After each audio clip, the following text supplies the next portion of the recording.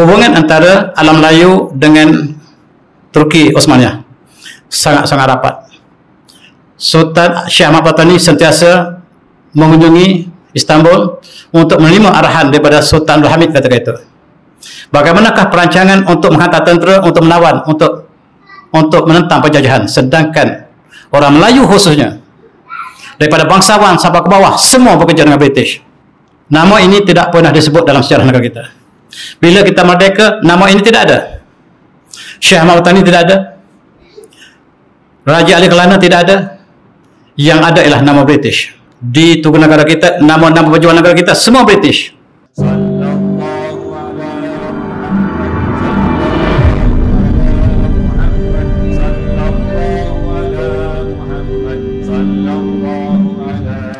Bismillahirrahmanirrahim. Assalamualaikum warahmatullahi wabarakatuh.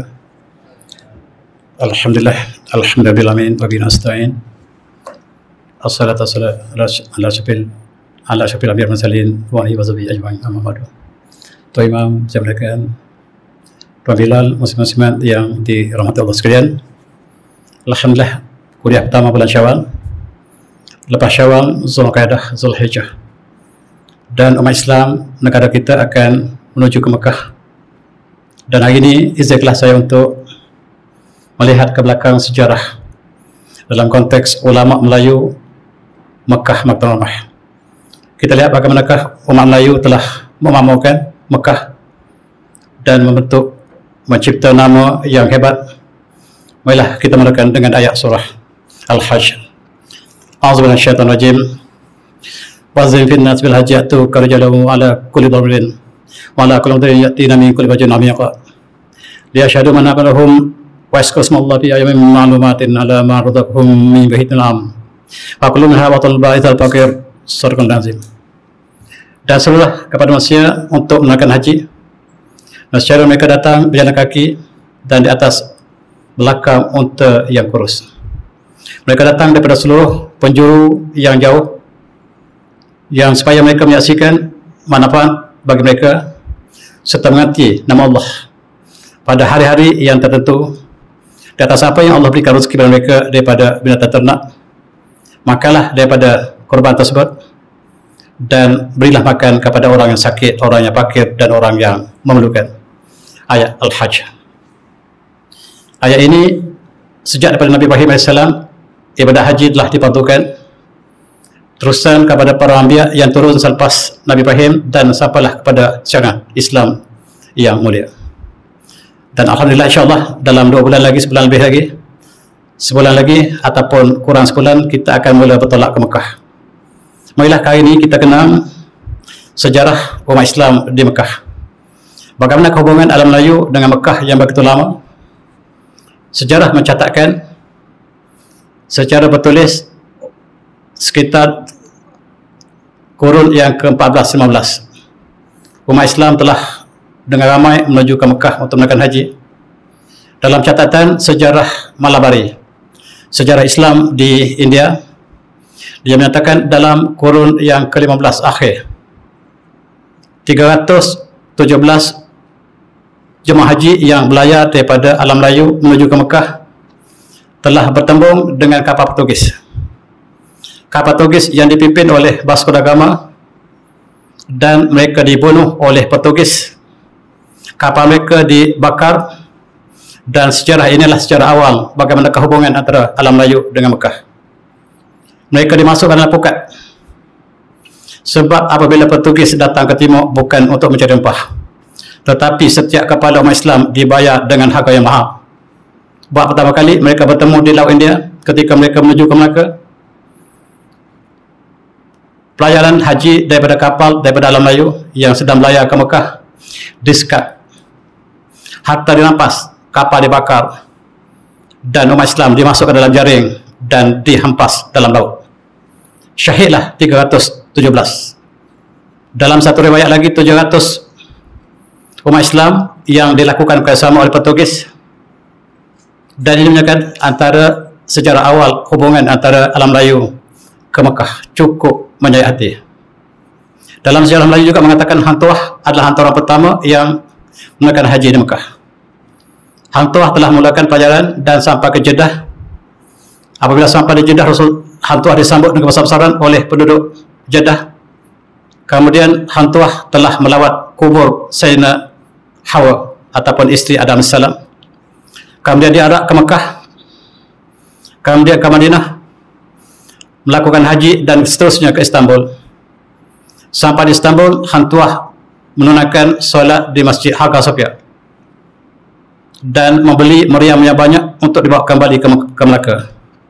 Kemudian datanglah Portugis dan menawar Melaka. Itu sejarah yang awal, hubungan antara alam Melayu dengan Mekah. Bahkan catatan yang lebih awal tidak kita temui, tetapi kita percaya hubungan antara Mekah dengan alam Melayu hubungan yang cukup lama. Dan inilah yang kita lihat, kapal-kapal Melayu, kapal-kapal yang perkasa yang dapat memuat sebanyak 300 jemaah haji menggunakan kapal yang besar yang berlayar membelah Laut India dan sampai ke Jeddah. Dan pelayaran inilah pelayaran yang dilakukan hampir setiap tahun untuk menunaikan haji. Umat Islam Melayu sangat tepat untuk sampai ke Jeddah dengan ilmu pelayaran, ilmu falak, sebab tanpa ilmu ini mereka tidak sampai tepat ke Jeddah. Sebagai contoh, Columbus yang datang dalam kurun 15 untuk berlayar ke India tetapi tersesat ke Amerika. Orang Eropah tidak mempunyai ilmu falak yang sempurna, sedangkan umat Melayu mereka mempunyai ilmu falak yang cukup lengkap sehingga kita dapati bahawa dalam sejarah Raja Haji Asyahid daripada Sulawesi Bugis menuju ke Terengganu, menuju ke Melaka dengan arah yang tepat, dan Raja Haji menulis log pelayarannya dengan pertandukan bintang. Dia tulis dan sekarang kita tulis pelayaran Raja Haji tepat sampai ke Melaka, tidak silap sedikit pun. Sedangkan Eropah tersasar daripada India pergi ke Amerika. Itulah beza antara orang Melayu dan Eropah satu masa dulu. Kita di atas, mereka di bawah. Hari ini kita di bawah, mereka di atas. Roda akan terus berputar. Dan kita lihat apa yang sepakat tadi. Ini gambaran bagaimanakah Portugis apabila mereka sampai ke Laut India. Mereka telah menyekat kapal haji kita, menangkap, dan gambar lukisan ini menggambarkan umat Islam ditangkap, dibunuh, dirampas, dan mereka tidak pernah kenal rempah sama sekali. Dan mereka datang ialah hanya untuk menghancurkan Islam. Mereka sangka bahawa Islam berada hanyalah di Mekah, tetapi rupa-rupanya Islam bertapak di seluruh alam Melayu dan seluruh kawasan timur. Gambar ini menyaksikan bagaimanakah hubungan antara Melayu dan alam Melayu, alam Melayu dengan Mekah. Perjalanan yang tidak mudah. Sehingga akhirnya Osmaniyah, kerajaan khalifah yang bertapak di Istanbul, telah mengadakan armada laut yang khusus untuk menjaga keselamatan perjalanan haji daripada alam Melayu ke Mekah. Dan sejak ada armada inilah kita lihat perjalanan haji daripada alam Melayu ke Mekah lebih selamat berbanding dengan sebelumnya. Dan kita lihat bahawa armada inilah yang ditakuti oleh Portugis, ditakuti oleh Belanda, ditakuti oleh seluruh pelayar lain. Dan kawalan Osmaniyah semakin jauh ke timur semakin longgar. Oleh sebab itu tumpuan Osmaniyah ialah di sepadan kawasan laut Arab semata-mata, dan di situ memberikan keselamatan kepada jemaah haji yang menuju ke Jeddah dan Mekah. Mari kita kenal hubungan antara alam Melayu dengan Osmaniyah. Rangkaian Khalifah Osmaniyah sejak daripada Sultan Muhammad Fatih, Sultan Salim, dan sultan-sultan selepasnya mempunyai hubungan yang rapat dengan alam Melayu. Bahkan alam Melayu terletak di bawah Osmaniyah, satu sejarah yang tidak tercatat dalam negara kita. Melaka ketika itu menggunakan bendera Osmaniyah. Melaka menggunakan Osmaniyah, bendera bola bintang Osmaniyah, yang sekarang digunakan oleh Turki. Turki menggunakan bendera bulan bintang, itulah bendera Osmaniyah. Sehingga Melaka menggunakan bendera yang sama. Aceh menggunakan bendera bola bintang, maksudnya kita bersama dengan Osmaniyah. Dan sehingga semua masjid ada simbol bola bintang. Bola bintang bukan simbol Islam tetapi simbol Osmaniyah. Dan kita lihat sampai hari ini Osmaniyah telah berakhir pada tahun 1924, tetapi simbol Osmaniyah masih kekal di atas masjid kita, menunjukkan bahawa sejarah antara kita dengan Osmaniyah tidak pernah dipadamkan sampai hari ini. Osmaniyah telah berakhir, tetapi hubungan sejarah masih belum padam sampai hari ini, sehingga hampir setiap masjid di negara kita, mereka ada simbol Osmaniyah, bola bintang di atas masjid atau surau. Mari kita lihat hubungan ini di Mekah. Mekah ialah bumi yang berkat yang dikunjungi oleh seluruh penduduk Islam, umat Islam, sebagaimana yang kita baca dalam ayat tadi, wa'zim fin nas bil hajj. Dan seluruh manusia untuk melakukan haji, nescaya mereka datang ke Mekah berduyun, jalan kaki ataupun menaiki unta yang kurus, menunjukkan bahawa perjalanan jauh. Dan dasar kerajaan Osmaniyah menjadikan Mekah ialah bumi umat Islam bersama, tidak dipunyai oleh siapa. Bumi umat Islam bersama, kita boleh pergi bila masa, kita boleh sampai ke Mekah, kita boleh duduk di Mekah, dan Mekah, Madinah, bumi kita bersama. Maka ramailah ulama kita yang bertumpu ke Mekah, mempelajari ilmu di sana, tinggal di sana dan tidak pernah kembali, membeli harta tanah yang banyak di sekitar masjid Mekah, Masjid Haram dan Masjid Nabawi. Sampai hari ini tanah yang dipunyai oleh orang Melayu masih banyak di sekeliling Masjid Haram, tetapi telah dibangun bangunan oleh kerajaan Saudi. Itu sejarah yang agung, dan di sinilah tempat umat Islam bertapak. Umat Melayu telah bertumpu ke sini, dan kita dapati bahawa ramai ulama kita yang menempa nama yang agung di Mekah sejak kurun berkurun. Mekah dan Aceh dikenali sebagai Serami Mekah. Petani dikenal sebagai Serami Mekah. Kelantan disebut sebagai Serami Mekah. Ada 3 Serami Mekah. Kenapa kata Mekah Serami Mekah? Sebab umat Islam yang berada di Champa, sebelum kedatangan Champa, umat Islam dari Champa akan melayak menuju ke Petani untuk mempelajari tentang agama. Mungkin mengambil masa beberapa bulan di sana. Mereka melayak ke Kelantan dan meneruskan pelajaran seterusnya. Itu disebab dipanggil Kelantan ialah sebagai Serami Mekah. Penduduk Islam Champa akan berkumpul di Petani, kemudian ke Kelantan, kemudian berkumpul akhirnya di Aceh. Di Aceh ialah pelajaran yang akhir dalam ibadah haji dan ilmu-ilmu fiqh yang lain, sebelum mereka bertolak ke Mekah. Dan 3 tempat inilah yang kita kenal sebagai Serami Mekah sampai hari ini, walaupun fungsinya telah hilang. Dalam konteks ini kita lihat hubungan di antara Turki Osmaniyah sebelum kita masuk ke Mekah. Kita lihat apabila ada ancaman di kawasan Asia Tenggara, khususnya Aceh.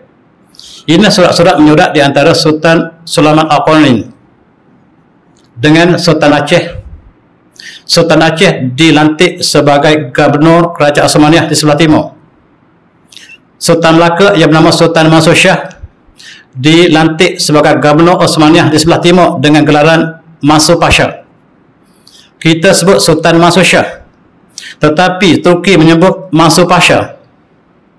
Kita sebut Sultan Iskandar Sani, mereka sebut Iskandar Sani Pasha.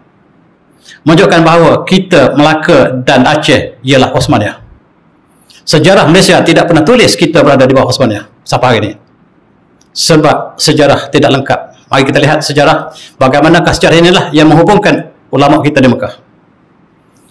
Kita lihat di Aceh, panglima perang mereka banyak yang bertempur di Aceh, sebab umat Islam tidak pernah disepadan oleh geografi.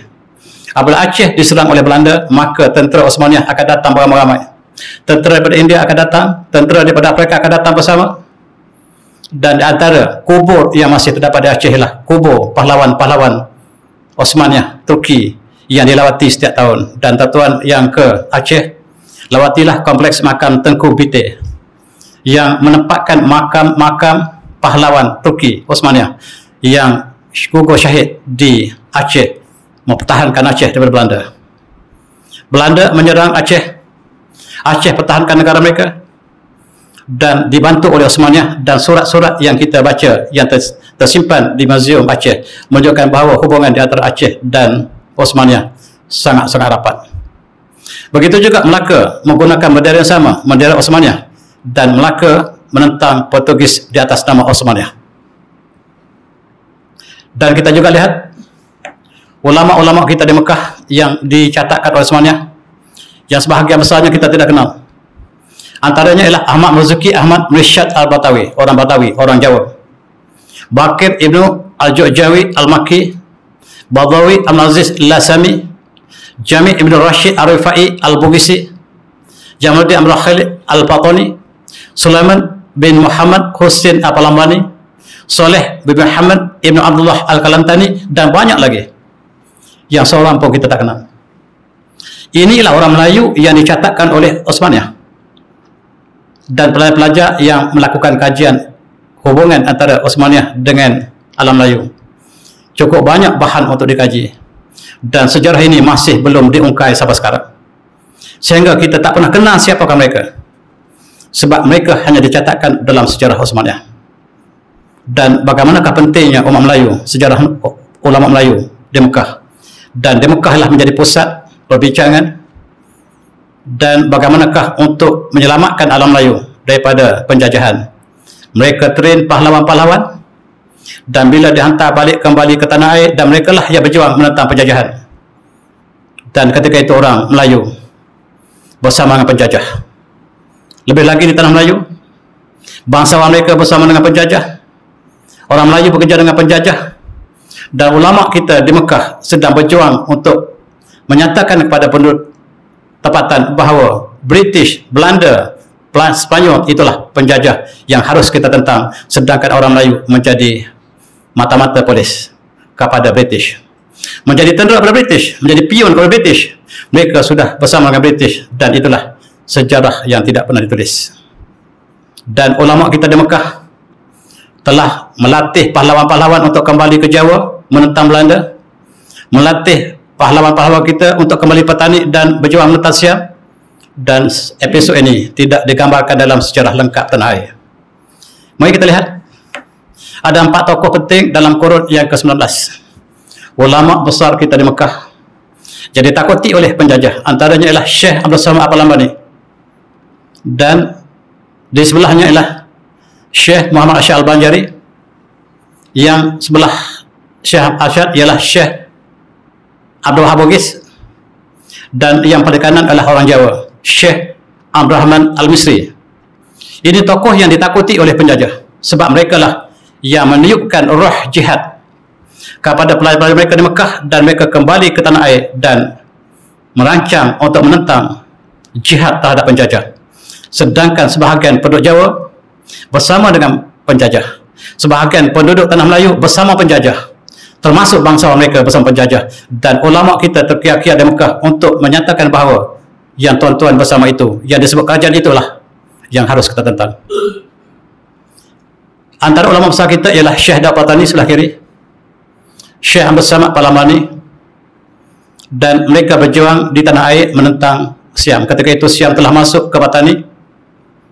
Di belakang Syekh Abdul Samad Al-Palambani ialah tentera-tentera Turki, tentera Osmaniyah daripada India, daripada Turki, daripada Afrika, yang bersama menentang Siam.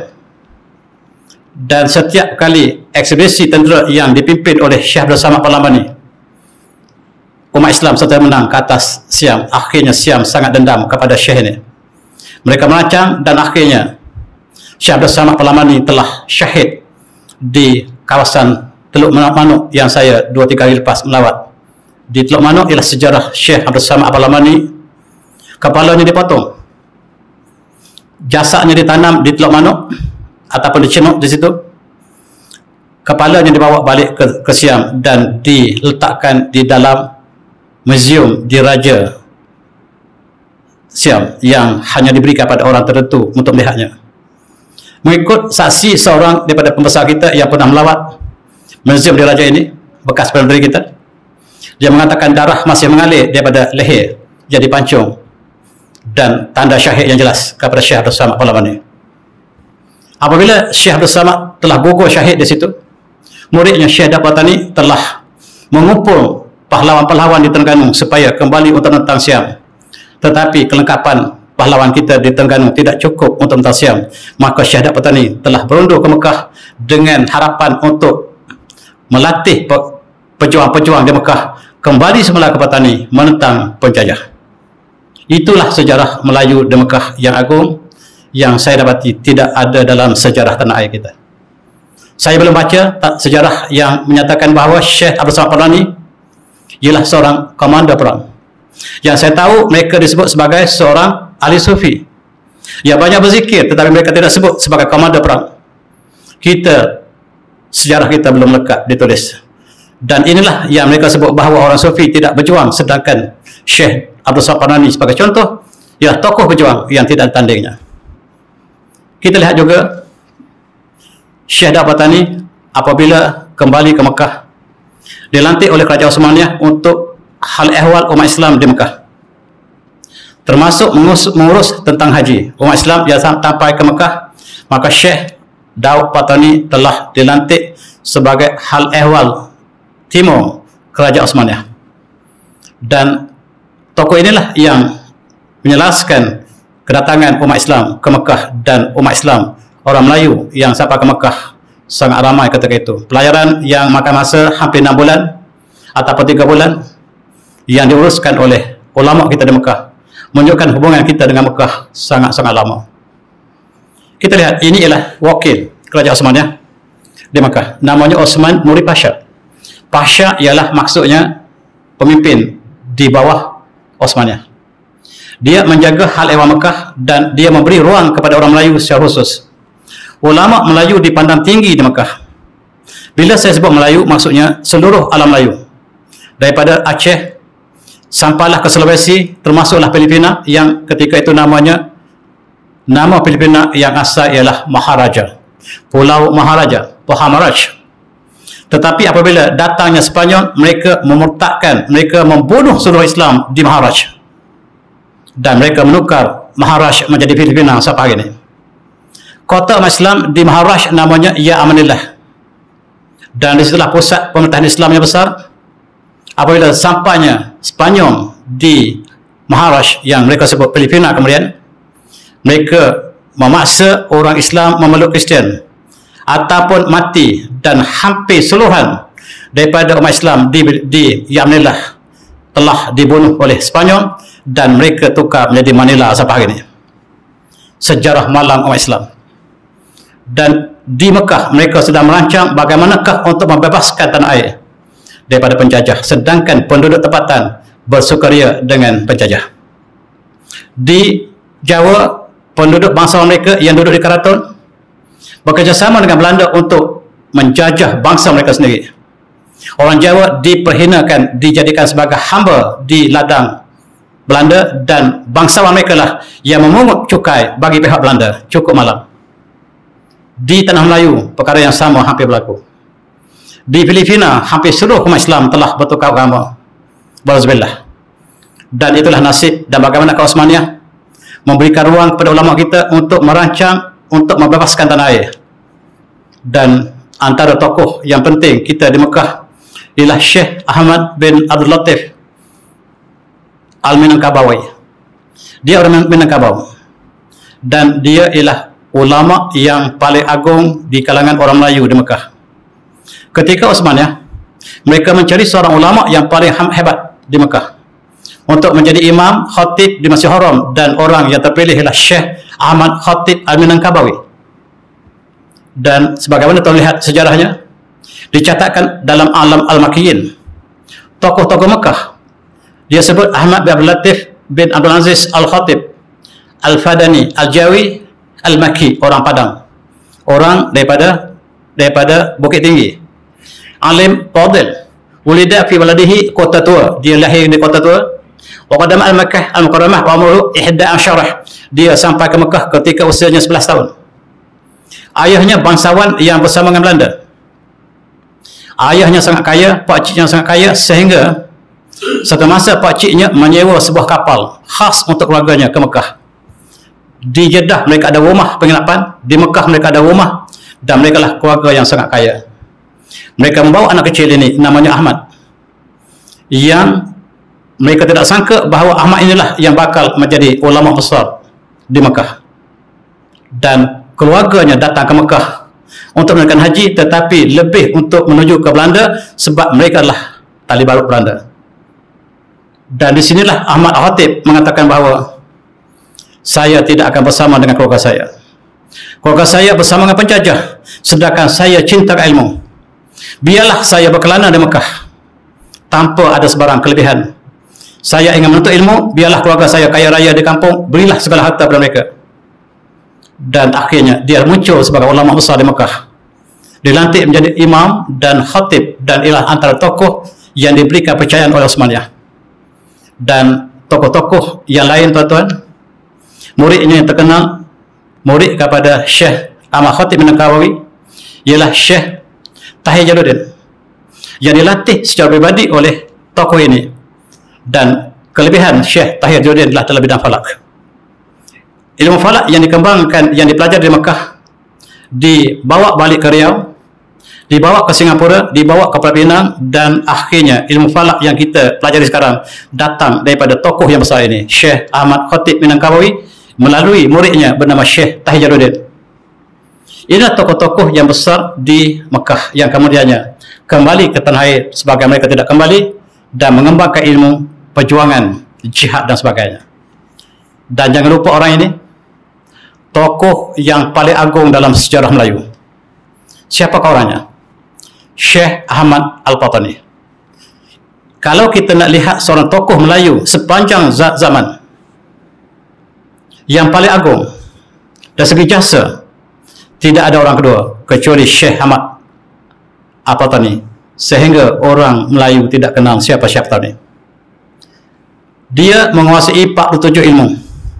Seluruh ilmu Islam dia kuasai. Dia orang Patani.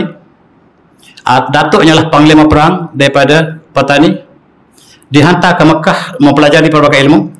Dia alim dalam bidang-bidang at-turath. Kemudian dia sangat handal dalam ilmu falak.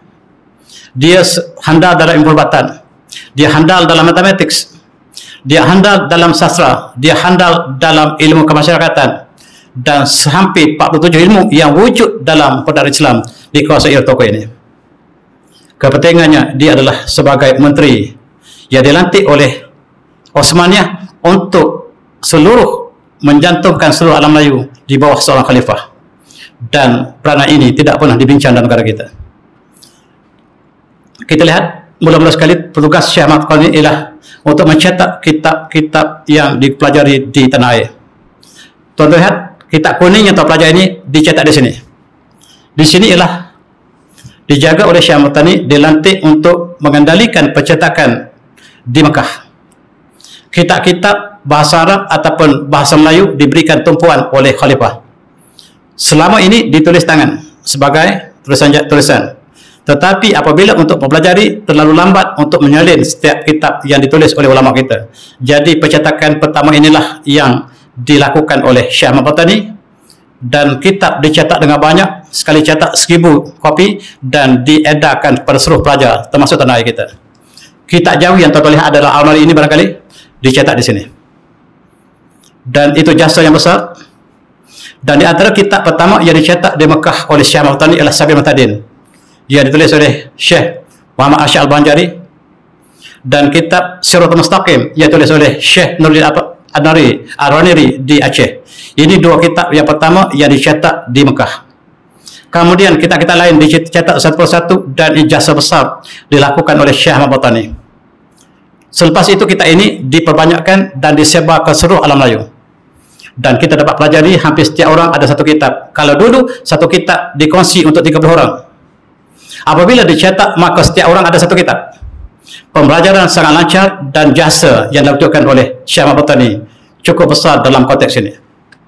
Tugas kedua, apabila negara kita sudah hampir dijajah oleh penjajah, tugas Syekh Ahmad Al-Fatani ialah untuk mengembalikan alam Melayu di bawah seorang khalifah.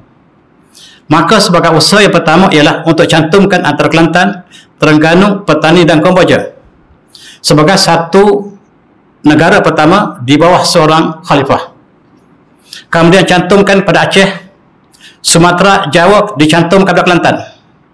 Kemudian Sulawesi dicantumkan pada Kelantan, Terengganu. Kemudian akhir sekali Filipina yang asalnya Maharashtra dicantumkan sebagai sebuah negara Melayu Raya di bawah seorang khalifah. Siapakah khalifah itu?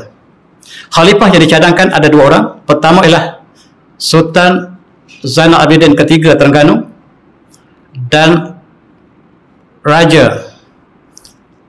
seorang lagi Raja Riau yang dicadangkan sebagai untuk menjadi khalifah di alam Melayu. Tetapi sayang, perancangan kita tidak berlaku. British dan Belanda, Sepanyol telah mengetahui perancangan ini dan mereka menyekat daripada terciptanya, terbentuknya sebuah negara Islam di asal negara yang kita sebut sebagai Melayu Raya hanyalah tinggal dalam sejarah, lepatan sejarah. Tuan-tuan, inilah raja yang dilatih di Mekah. Namanya Sultan Zainal Abidin ketiga, yang dirancang untuk menjadi khalifah untuk seluruh daripada Aceh sampai ke Filipina.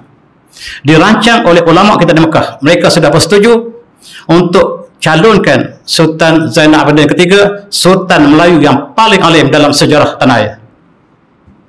Sebagai persediaan perlembagaan yang bernama Itqan Al-Muluk Bita'dil As-Suluk, perlembagaan pertama negara kita yang dirangka, ditulis di Terengganu, merancang bagaimanakah khalifah, apakah Perdana Menteri, rakyat, mesyuarat dan sebagainya dinyatakan dalam perlembagaan ini. Ini perlembagaan pertama negara kita yang hanya sekarang diketahui oleh para pengkaji semata-mata, sedangkan perancangan dilakukan di Mekah tidak pernah terhasil sebab Terengganu umpamanya dijajah oleh British. Dan kedua ialah undang-undang yang dilakukan di Johor. Di Johor dilakukan pada tahun 1895, iaitu Undang-Undang Tubuh Kerajaan Johor yang merupakan perlembagaan pertama. Maafkan saya, tadi saya katakan Terengganu pertama, rupanya dia kedua. Pertama dilakukan di Johor sebagai perlembagaan pertama yang ditulis pada 1895. Ini perlembagaan pertama negara kita yang menyentuhkan tentang undang-undang Islam dan sebagainya. Tapi sayang, British mengatakan kita tidak pernah ada undang-undang, dan untuk mereka harus kita menggunakan undang-undang Kristian common law sampai hari ini. Bukti sejarah menunjukkan bahawa kita sudah ada perlembagaan. Pertama ialah Undang-Undang Tubuh Johor, yang kedua ialah undang-undang yang Itqan Al-Muluk Bita'dil As-Suluk. Ada ahli undang-undang tak pernah tahu pun perlembagaan ini, perlembagaan yang ditulis di Terengganu Johor. Tuan-tuan jemaah yang saya hormati, hubungan antara alam Melayu dengan Turki Osmaniyah sangat-sangat rapat. Sultan Syekh Ahmad Patani sentiasa mengunjungi Istanbul untuk menerima arahan daripada Sultan Abdul Hamid ketika itu. Bagaimanakah perancangan untuk menghantar tentera, untuk melawan, untuk menentang penjajahan, sedangkan orang Melayu khususnya daripada bangsawan sampai ke bawah semua bekerja dengan British. Mereka bersama dengan musuh Allah dan mereka bekerja untuk musuh Allah. Mereka menjadi tentera British, mereka menjadi pion British, mereka menjadi mata-mata British, mereka menjadi magistrate British. Semua ialah tali baru British yang bila kita merdeka, kita anggap mereka sebagai hero negara, sedangkan mereka adalah petualang. Maaf saya sekali lagi tuan-tuan. Inilah yang dibincang oleh ulama kita di Mekah. Bagaimanakah untuk kita sedarkan bahawa orang Melayu yang bekerja dengan British, mereka tidak sedar sama sekali bahawa mereka adalah musuh Allah. Dan inilah peranan dimainkan oleh ulama kita khususnya di Mekah. Dan ini calon kedua. Calon kedua selain pada Sultan Zainal Abidin ketiga yang dilatih di Mekah oleh Syekh Ahmad Patani yang melatih Sultan Terengganu tadi. Ini dilatih khusus oleh Syekh Ahmad Patani sebagai bakal khalifah kita daripada Filipina sampai ke Aceh. Tetapi British telah mengetahui perancangan ini. Calon yang kedua ialah Raja Ali Kelana yang duduk di Pulau Penyengat. Tuan-tuan pergi ke Pulau Riau akan dapati bahawa disitulah pemerintahan kita yang terakhir. Sisa-sisa perjuangan Islam terakhir terletak di Pulau Penyengat. Dan bagaimanakah kita lihat? Akhirnya Belanda, sebagaimana British attack Terengganu, maka Belanda telah menyerang Pulau Riau kerana wakil khalifah kita yang bakal kita lantik ialah berada di Pulau Penyengat. Bangunan Pulau Penyengat dihancurkan oleh Belanda. Tuan-tuan yang pergi melawat Pulau Penyengat hari ini sebagai tempat sejarah, kita dapat lihat bahawa bangunan-bangunan pemerintahan Islam di situ telah dihancurkan. Pertama dihancurkan oleh Belanda, kedua kita sedang hancur sebab kita bimbang takut Belanda menjadikan pusat pemerintahan mereka di situ. Nama ini tidak pernah disebut dalam sejarah negara kita. Bila kita merdeka, nama ini tidak ada. Syekh Ahmad Patani tidak ada. Raja Ali Kelana tidak ada. Yang ada ialah nama British. Di tugu negara kita, nama-nama pejuang negara kita semua British. Sedangkan British adalah musuh kita. Bagaimanakah sejarah kita terbalik sama sekali? merdeka, negara sudah merdeka, tapi sejarah masih terjajah. Inilah satu hambatan yang sangat penting negara kita, sejarah masih terjajah. Siapa yang ingin merdekakan sejarah? Antaranya yang kita sebut bibit-bibit yang saya sebutkan di sini adalah sebahagian daripada sejarah yang merdeka. Kita lihat pola penyengat. Inilah pusat perancangan untuk menjadikan kawasan Alam Melayu ini sebagai sebuah Khalifah Islamiyah bersama bergabung dengan Osmaniyah. Dan masjid yang terdapat di Pulau Penyengat ini antara tempat pemerintahan umat Islam. Kalau Isya beritahu saya. Dan saya ingin merujuk kepada penempatan kita di Mekah. Ulama kita yang duduk di Mekah, sebahagian mereka tinggal di kawasan bukit di sebelah Mekah. Bukit Ajat ini ialah tempat tinggal umat Melayu yang sampai sekarang masih dapat saksikan. Bukit Ajat di sebelah Mekah ini dipanggil Bukit Melayu ataupun Pertapuan Melayu. Orang Melayu masih ada di Mekah walaupun selepas bergantinya kerajaan, mereka tidak membenang lagi dan mereka mengisytiharkan apabila kerajaan baru telah ditubuhkan di Arab Saudi. Kerajaan Osmaniyah dijatuhkan, kerajaan baru bangkit dan mereka tidak membenarkan lagi Saki-Baki Osmaniyah untuk mengajar di Masjidil Haram. Mereka dikeluarkan daripada Mekah dan mereka berkumpul di Bukit Ajat. Tuan-tuan yang bakal naik haji tahun ini, sekiranya ada peluang, naiklah Bukit Ajat di sebelah Mekah. Lihatlah bagaimanakah Saki-Baki ulama kita yang masih bertahan di Mekah. Selepas mereka dipinggirkan apabila bergantinya kerajaan baru mengenakan peraturan yang baru. Ketika Osmaniyah, Mekah ialah bumi kita bersama. Kita boleh pergi ke Mekah bila masa tanpa visa sebab Mekah lah bumi kita. Kita boleh beli tanah di mana-mana saja di Mekah. Kita boleh wakafkan sebahagian tanah kita di Mekah. Tetapi kerajaan telah bertukar tangan. Mereka mengatakan Mekah lah bumi kami, keluarga kami, siapa nak datang ke Mekah mesti minta izin kepada kami.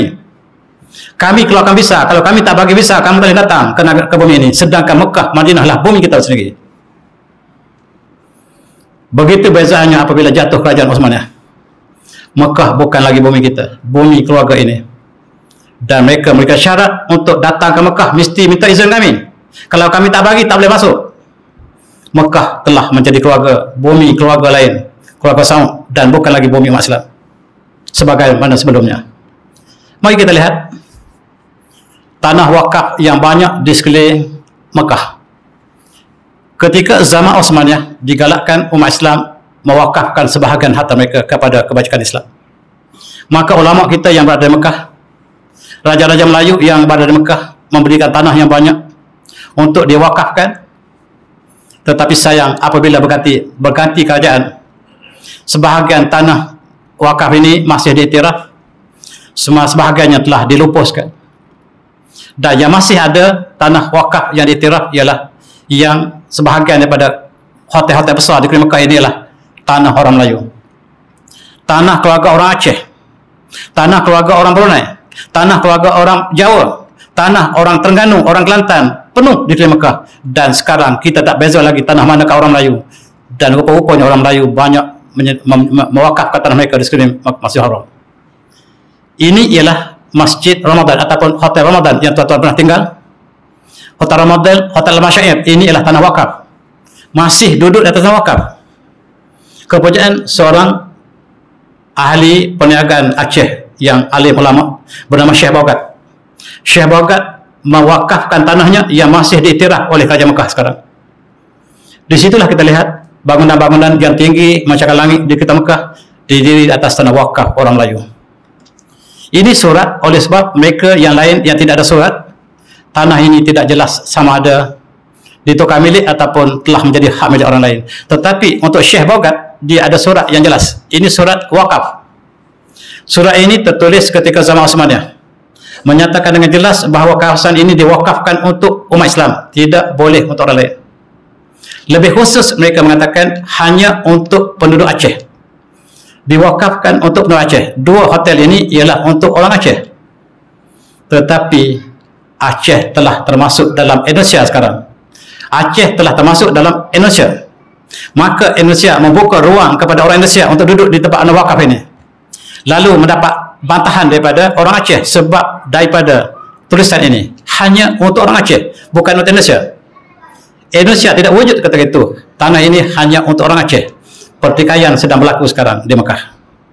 Apa yang saya tunjukkan di sini ialah ulama Melayu bertahta, membuat jasa, memberikan ilmu. Sebahagian daripada bangunan Mekah dilakukan oleh ulama kita yang hari ini kita tidak dapat lihat kesan sama sekali. Di antara ulama kita yang besar ada dua kumpulan. Satu ulama yang bersama dengan umat Islam, satu ulama bersama dengan penjajah. Dan ini ialah ulama yang bersama penjajah. Di sebelah kanan ialah Senok Honje, seorang Belanda yang pergi ke Mekah untuk mencari kekuatan, apakah kekuatan Islam. Dan dia mendapati bahawa ada kekuatan di Mekah ialah dua orang tokoh yang sangat dibenci oleh penjajah. Pertama, Syekh Al-Bantani, dan yang kedua adalah Syekh Ahmad Patani. Syekh Nawawi Al-Bantani dan Syekh Ahmad Patani, dua tokoh yang ditakuti oleh seluruh penjajah. Tetapi tuan-tuan, ada ulama yang bersama dengan Belanda. Dan saya tak nak sebut nama. Tuan-tuan lihat gambarnya saja. Ketua Habaib yang bersama Belanda.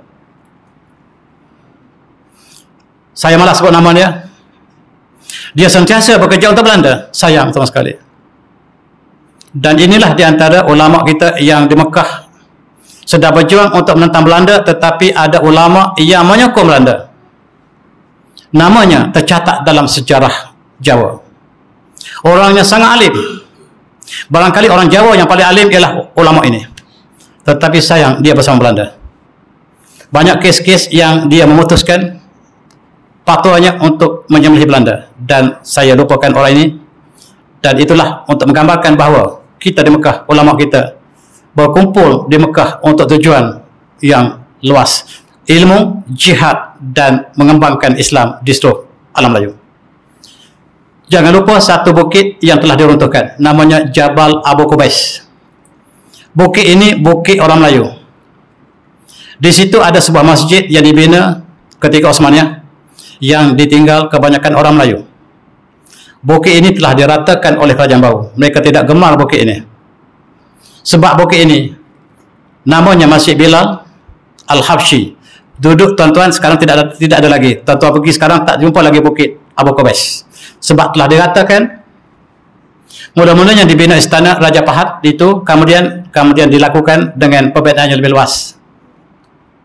Di sini terletaknya Masjid Al-Bahasyi. Di sinilah tokoh-tokoh Sufi kita berkumpul. Tarikat-tarikat yang dikembangkan dalam Melayu bermula dari sini. Tetapi kerajaan baru sangat benci kepada tarikat. Mereka hancurkan masjid ini. Dan orang Melayu, ulama Melayu kita tidak boleh lagi berkumpul di sini. Mereka naik ke atas Bukit Ajat. Mereka berkumpul di atas Bukit Ajat dan bukit ini hanyalah tinggal kenangan yang abadi. Kita lihat sebagai satu contoh. Di sinilah tempat berkembangnya tarikat Naqsbandiyah yang dipimpin oleh Muhammad Baharuddin Naqsbandi. Falsafahnya ialah tangan bekerja, mulut berzikir. Kemudian dikembangkan di Uzbekistan, dibawa ke India, dibawa ke Mekah, dan orang Melayu menyambut tarikat ini dengan jayanya. Maka di Mekah, di bukit inilah ulama besar kita yang menjadi pemimpin kepada tarikat ini memberikan ijazah kepada ulama-ulama lain, dan di sinilah tempat ijazah dikeluarkan. Tetapi telah diruntuhkan sama sekali. Sekarang kita lihat.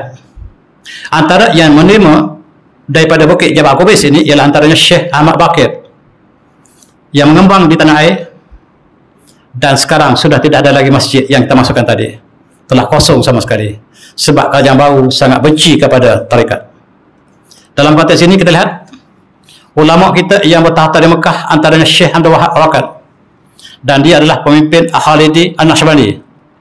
Dan nama-nama ini nama-nama yang besar yang dilahirkan di Mekah kemudian berkembang ke alam Melayu. Syekh Ahmad Khatib Sambas, tokoh besar dalam tarikat, dan dia menjadi guru kepada banyak tokoh-tokoh yang lain yang kemudian mengijazahkan tarikat-tarikat, dan tarikat inilah yang kembali tanah air berjuang menentang penjajah. Mereka berjuang dengan tarikat masing-masing, dan peranan inilah yang tidak diapresiasi oleh orang sekarang. Kita lihat Syekh Abdul Rauf Al-Singkili, ulama Aceh yang terkenal. yang menjadi mufti Aceh ketika sultan-sultan perempuannya, yang juga seorang tokoh sufi yang dilahirkan di Mekah, kemudian kembali ke Aceh, mengembangkan tarekat mereka di Aceh. Dan Aceh hampir setiap orang mereka ada satu tarekat. Di Aceh hampir setiap orang ada satu tarekat, dan tidak terkecuali setiap orang. Di Malaysia hanya beberapa orang yang ada, tetapi di Aceh hampir setiap penduduk mereka, sebab pengaruh daripada Syekh Abdul Rauf Al-Singkili ini sangat luas di Aceh sampai hari ini. Syekh Yusuf Tajul Khawati daripada Makassar, daripada Sulawesi, yang diasuhkan di Mekah, yang berkembang di Mekah, kembali tanah air dan menentang Belanda. Belanda sangat takut kepada tokoh-tokoh sufi ini, sehingga akhirnya ditangkap, dibawa ke Ceylon, kemudian dihantar ke Afrika Selatan. Dan di Afrika Selatan dia mengembangkan satu masyarakat yang besar di Afrika Selatan, sehingga orang Melayu maju di Afrika Selatan. Apabila Mandela berjuang untuk membebaskan sistem apartheid di Afrika Selatan, tokoh ikon dia adalah tokoh Syekh Yusuf Al-Khawati. Dia mengatakan tokoh perjuangan saya adalah Syekh Yusuf Khawati, orang Melayu.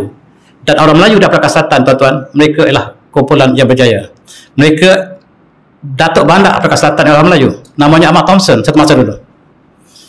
Syarikat-syarikat besar dipunyai orang Melayu. Rupa-rupanya orang Melayu yang duduk di Afrika Selatan orang yang maju. Rahsia ialah hijrah. Hijrah memberikan kemajuan, tetapi orang Melayu di tanah air masih kekal seperti dulu. Orang Cina yang maju tanah Melayu ialah mereka yang hijrah. Orang Cina di Cina masih sebahagiannya naik basikal. Yang berhijrah yang maju, dan orang Melayu kita ambil tibar yang hijrah ke Afrika Selatan merupakan masyarakat yang sangat dinamik, yang Syekh Yusuf Tajul Khawati inilah sebagai ikon mereka. Ditakuti oleh British, ditakuti oleh Belanda, dan akhirnya dia dibuang negara ke Afrika Selatan. Di Afrika Selatan yang membentuk satu masyarakat yang dinamik. Inilah tuan-tuan, jangan lupa Syekh Nawawi Al-Bantani. Selain pada Syekh Ahmad Bantani, Syekh Nawawi Al-Bantani ialah tokoh yang harus kita ingat kembali. Kitabnya Marwah Al-Labib. Saya sayang kalau tuan-tuan tidak kenal kitab ini. Kitab ini kitab tafsir yang ditulis orang Melayu. Sehingga di Mekah dia dikenali sebagai Syekh Nawawi Al-Thani. Syekh Nawawi yang pertama ialah Syekh Nawawi yang menulis kitab Minhajul Talibin. Dan mereka gelarkan Syekh Nawawi Bantani sebagai Syekh Nawawi yang kedua. Dia menulis kitab tafsir yang sangat agung, Marwah Al-Labib. Dan saya cadangkan, kalaulah dikajikan di seorang-seorang, kitab inilah kitab ditulis oleh ulama yang agung. Dia dikemuikan di Mekah. Beberapa tahun lepas apabila kubur ini harus dibongkar, maka mereka bongkar dan wajah jenazah Syekh Nawawi masih intek sama seperti hari ditanamkan. Satu tanda bahawa kerjanya diberkati Allah SWT. Kitabnya Marwah Al-Labib sangat terkenal. Sayang kalau ustaz kita tak kenal kitab ini, tak pernah buka. Dan selepas dia selesai menulis Marwah Al-Labib, ulama Mekah bersama-sama mengangkatnya. Mereka mengusung Syekh Nawawi Bantani, dan mereka usung Syekh Bantani untuk tawaf di Mekah sebagai satu simbol ulama Mekah menyanjungi sebagai ulama agung Mekah, dan kita tidak kenal di tanah air. Tuan-tuan, jangan lupa Syekh Ahmad Bantani, Syekh Ahmad Khatib bin Kawi yang menjadi imam yang saya sebutkan tadi, khatib di Masjidil Haram. Dan saya ada tulis sebuah buku tentang tokoh ini, dan buku inilah habis dijual, yang menceritakan bagaimana perjuangan tokoh besar kita di Mekah. Syekh Ahmad Khatib bin Kawi ialah contoh orang Melayu yang berjaya di Mekah, sehingga menteri-menteri di Arab Saudi sekarang sebahagiannya lah daripada keluarga ini.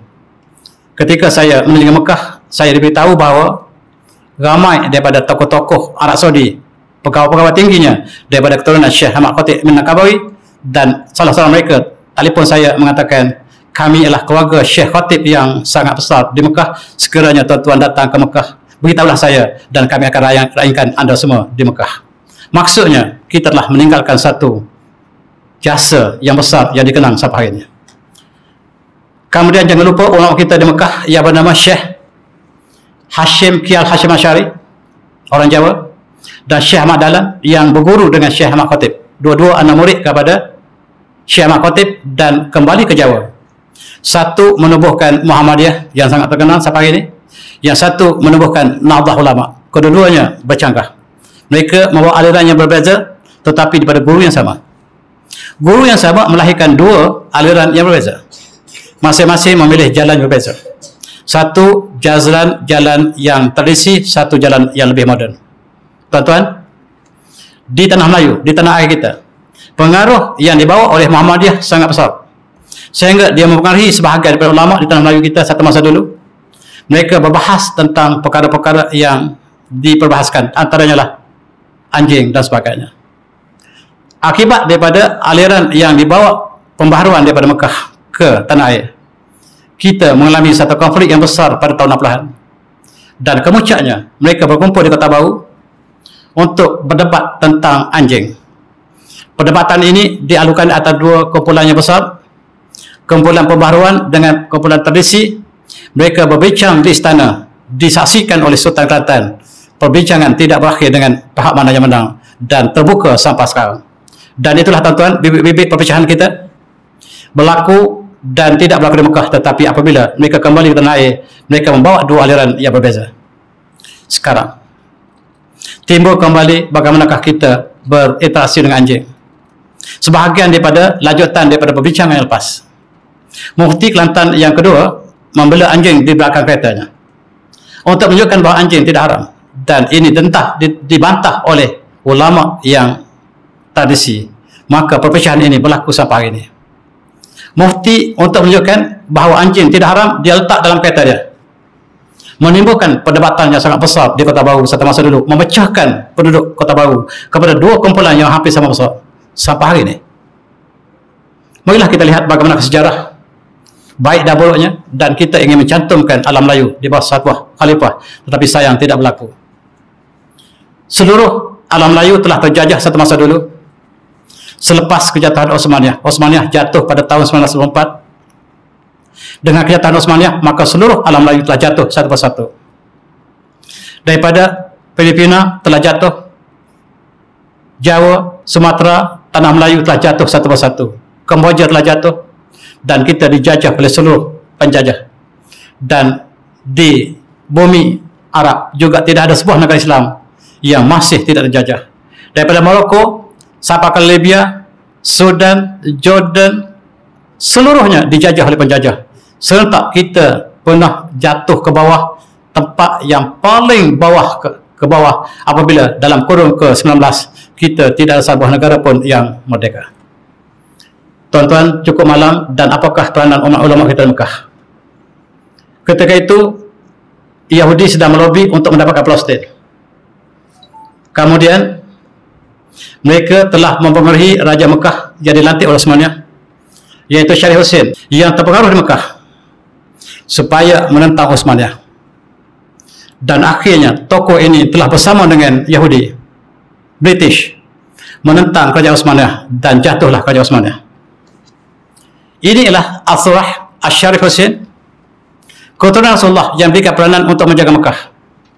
Tetapi sayang, dia tidak setia kepada kerajaan Islam Osmaniyah, tetapi dia bersama dengan British untuk menjatuhkan kerajaan Mekah, kerajaan Osmaniyah di Mekah, dan akhirnya kerajaan Osmaniyah telah jatuh.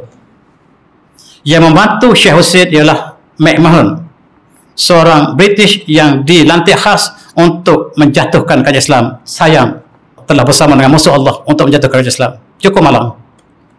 Dan kita lihat bagaimanakah mereka bersama dengan British. Umat Islam menentang kerajaan Islam sendiri. Mari kita ambil iktibar, tuan-tuan. Umat Islam bersatu dengan British untuk menjatuhkan Islam. Satu sejarah yang cukup malang dalam sejarah tanah air. Mekah telah dikuasai oleh kumpulan ini. Mereka bersama British. British minta supaya kalaulah kena cepat menang, kita bom Mekah. Boleh tak? Silakan, asalkan kita menang. Syarif Hussein membenarkan Mekah dibom. Bom di Mekah.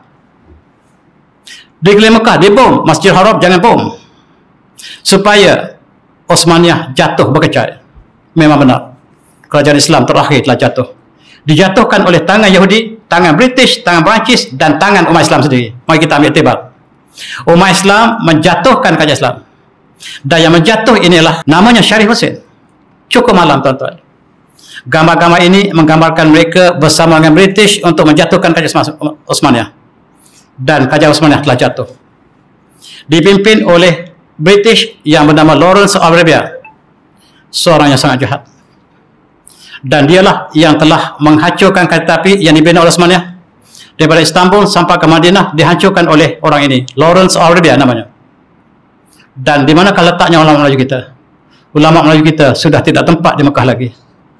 Dan kita lihat bagaimanakah Madinah ditawan oleh Yahudi. Madinah telah Masjid Nabawi telah ditawan, dan tuan-tuan tak pernah dengar berita bahawa Masjid Nabawi telah ditawan oleh mereka.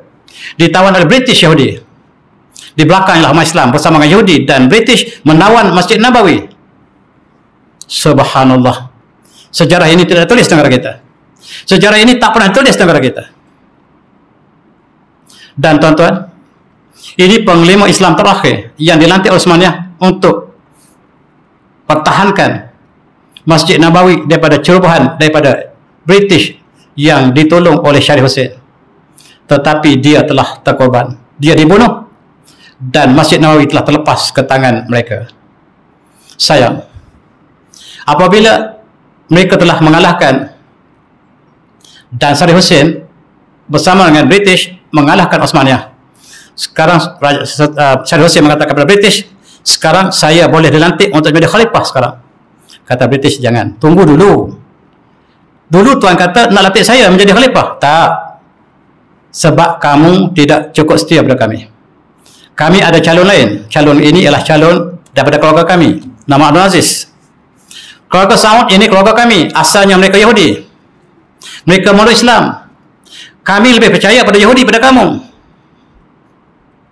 Dan cukup malang tuan-tuan, mereka yang bersama dengan musuh Allah menjatuhkan Islam yang harap dia mendapat menjadi raja, tetapi British ada plan yang lain. Dia melantik keluarga mereka sendiri daripada keluarga Saud. Keluarga Saud asalnya ialah Yahudi yang masuk Islam, alhamdulillah.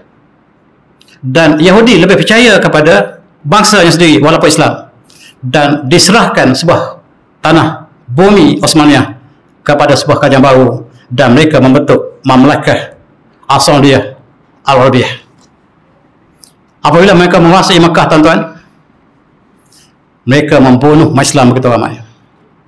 Sejarah mereka yang belakang raja ini bersama dengan keluarga Wahabi telah melakukan serangan kepada Islam yang tidak bersama mereka. Dengan tuduhan melakukan kharafat dan melakukan bid'ah, mereka adalah kafir, maka mereka halal darah mereka. Dan pada tahun 1206 Hijrah, mereka masuk ke Taif, mereka membunuh umat Islam di dalam masjid, sebab mereka telah mengatakan umat Islam ialah telah kafir sebab mereka telah melakukan bid'ah. Cukup menyakiti, tuan-tuan, kerajaan baru yang dipimpin yang bersama dengan keluarga Wahabi telah membunuh umat Islam begitu ramai, dan mereka tidak membenarkan orang melakukan haji tersebut, dan mereka memegang senapang yang diberikan oleh British. Keluarga Saud memegang British, senapang yang diberikan oleh British. Cukup malam, tuan-tuan, dan senapang ini diacu pada umat Islam sendiri. Sejarah malam yang kita harus lihat kembali, tuan-tuan, supaya kita faham apakah yang berlaku sekarang. Dalam konteks ini kita lihat, inilah wakil Osmaniyah yang terakhir yang dihancurkan oleh keluarga Saud yang baru bersama dengan British dan Yahudi di belakangnya. Dan tuan-tuan, ini ialah penasihat kepada Sultan Aziz yang pertama Saudi. Namanya Shakespeare. Dia bukan orang Islam. Dia adalah musuh Islam yang menjadi penasihat kepada Raja Saudi yang pertama. Maafkan saya, tuan-tuan. Dan dialah menasihati untuk membunuh umat Islam yang lain. Dan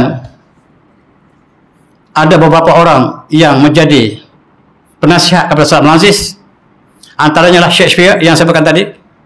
Antaranya lah Abdullah Philby, ataupun John Philby, dan yang lain ialah Dyson namanya. Yang lain namanya ialah